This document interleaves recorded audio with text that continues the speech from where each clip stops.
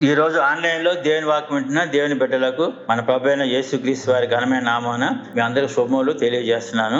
ఈ రోజు వాక్య ధ్యానాంశంగా కీర్తనల గ్రంథము 32వ అధ్యాయం 5వ వచనం ధ్యానం చేద్దామండి.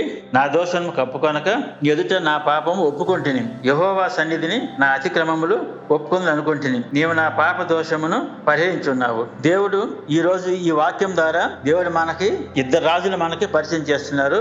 ఒకళ్ళు వచ్చేసి సౌలు, ఇంకోళ్ళు వచ్చేసి దావీదు. ఇద్దరు కూడా ముగింపు దేవుడికి ఇద్దరు దేవుని అభిషేకం పొందిన వారే. సౌలును కూడా దేవుడు అభిషేకించారు, దావీదు కూడా దేవుడు గొప్ప అభిషేకించారు. సౌలు ఇశ్రాయేల్ కి మొదటి రాజు, ఇశ్రాయేల్ రెండో రాజు వచ్చేసి దావీదు. సో సౌలు అధికారం వచ్చిన తర్వాత దేవుని దృష్టి ఇష్టాలకు జీవించేసి గర్వం అహంకారంతో జీవించడం వల్ల దేవుని ఆత్మ సౌలును విడిచిపెట్టేసి వెళ్ళిన తర్వాత సౌలు తన జీవితాన్ని బహుఘోరంగా ముగించాడు. దేవుడు సౌలు చేసిన ఆ దురాక్రమం వల్ల, పాపం వల్ల సౌలు జీవితాన్ని బహుఘోరంగా ముగించాడు. ఇక్కడ దావీదు కూడా బత్షెబా విషయంలో పాపం చేస్తున్నాడు. ఏ విధమైన అంటే బత్షెబాని తన భార్యను చేసుకోవటానికి యూరియాని చంపించి దావీదు బత్షెబాని తన భార్యగా చేసుకోవటం అది దేవుని దృష్టిలో పెద్ద తప్పు, పాపం. ఈ పాపం వల్ల దావీదు దేవుని చేత హెచ్చరింపబడ్డాడు. దేవుడు అప్పుడు నాతాను పంపించేసి దేవుడు హెచ్చరించాడు. అప్పుడు దేవుడు నాతాను ఒక ప్రవక్తే, కానీ దావీదు గొప్ప రాజు. ఆయన గొప్ప రాజు అయినప్పుడు దావీదు దేవుడు పంపిన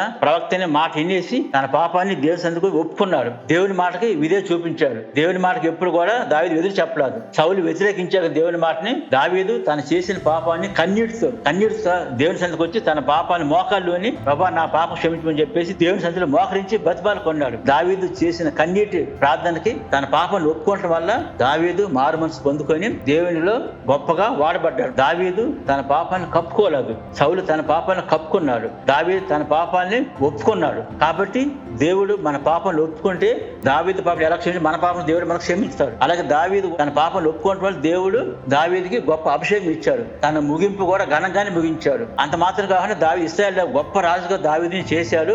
తర్వాత మన ప్రభువైన యేసుక్రీస్తు వారు స్వయంగా దావీదు వంశం నుంచే ఆయన జన్మించి వచ్చి ఈ లోకానికి వచ్చాడు. దేవుడికి లోకానికి వచ్చి మన అందరి గురించి, మన పాపాల గురించి ఆయన, మన పాపాలకు ఆయన విమోచన కలగజేసి మన కొరకు ఆయన మరణాన్ని జయించి తిరిగి లేచి పునరుద్ధరణ అయ్యాడు. అదే విధంగా మనం కూడా మన జీవితాల్లో మన పాపాన్ని ఒప్పుకొని మన దేవుని సన్నిధికి వచ్చి మన కన్నీరు కార్చి ప్రభువైన యేసుక్రీస్తు మన సంపూర్ణ విశ్వాసం మనం ఉంచేసి మారుమూస రక్షణ మనం పొందినట్టయితే మనం దేవుడు కూడా మన పాపాన్ని క్షమించి మనకు గొప్ప దీవెనలు ఇస్తాడు. దావీదు ఏ విధంగా అయితే మన ప్రారంభము ముగింపు రెండు కూడా ఘనంగానే ఉంది. దావీదు చేసిన గొప్ప పని ఏంటంటే తన పాపాన్ని ఒప్పుకోవటం వల్ల దావీదు దేవుని చేత హృదయానుసారుడు దావీదు పిలువబడ్డాడు. అదే విధంగా మన ప్రభువైన యేసుక్రీస్తు వారు దావీదు వంశించి మనకు వచ్చాడు. కాబట్టి దావీదు వల్ల మనం కూడా దావీదు దేవుడికి హృదయానుసారుడుగా పిలువబడ్డాడు. అందుకే మనం కూడా దావీదు వల్లే మన పాపాన్ని ఒప్పుకొని ప్రభు సన్నిధికి కన్నీరు కాచినట్టయితే దేవుడు మన పాపాన్ని ఒప్పుకుంటాడు. మన గొప్ప అభిషేకం ఇచ్చి మనకి మన జీవితాన్ని ఉన్న స్థానం నిలబెట్టి బలపరుస్తాడు. దేవుడు ఈ మాటలను దీవించును గాక.